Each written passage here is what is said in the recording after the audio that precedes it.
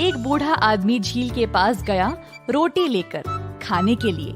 अचानक से पानी में से एक कुत्ता कूद निकला और रोटी छीनकर भागने लगा। बूढ़ा आदमी भी कुत्ते के पीछे भागने लगा।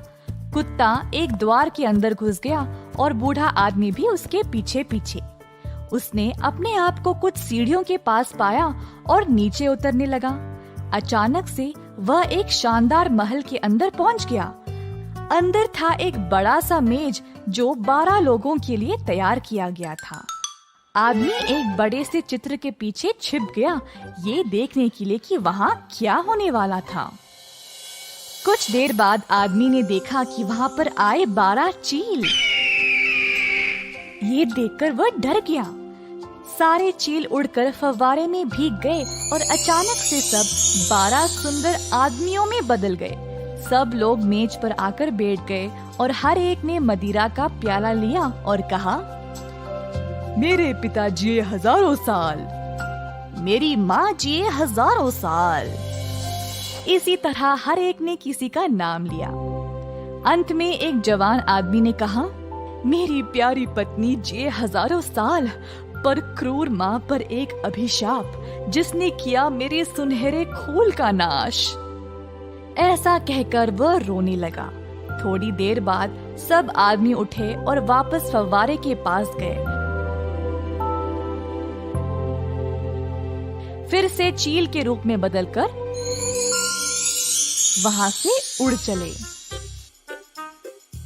बूढ़ा आदमी भी वहां से चला गया। जल्द उसको पता चला कि राजकुमारी की सेहत ठीक नहीं थी। उसको पता था कि राजकुमारी को कहानियां सुनना अच्छा लगता था, तो वह उससे मिलने गया।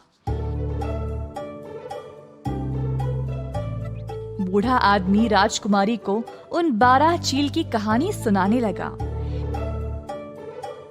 ये सुनकर राजकुमारी ने तुरंत बूढ़े से पूछा कि क्या वो उसको उस महल तक ले जा सकता है। क्यों नहीं राजकुमारी, आइए मेरे साथ।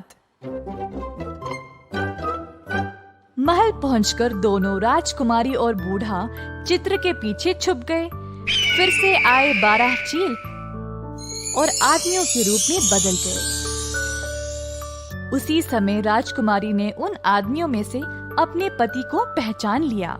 आदमी बैठ गए मेज पर और राजकुमार ने फिर से अपना प्याला लिया और कहा, मेरी प्यारी पत्नी जिए हजारों साल, पर क्रूर माँ पर एक अभिशाप जिसने किया मेरे सुनहरे खोल का नाश।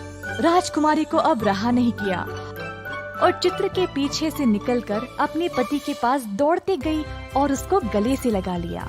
राजकुमार ने भी उसको पहचान लिया और कहा, तुम्हें याद है, मैंने तुमसे कहा था कि तुम मुझे उस दिन धोखा दे दोगी। देखा, मैंने सच बोला था। पर अब बुरे दिन खत्म होने को आए हैं।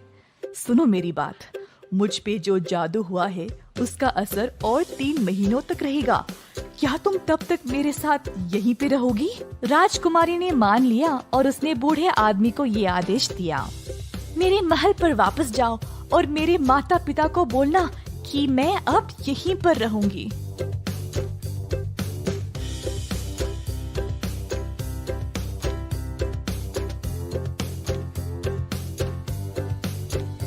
बूढ़े आदमी की बात सुनने के बाद महाराजा और महारानी गुस्से में आ गए।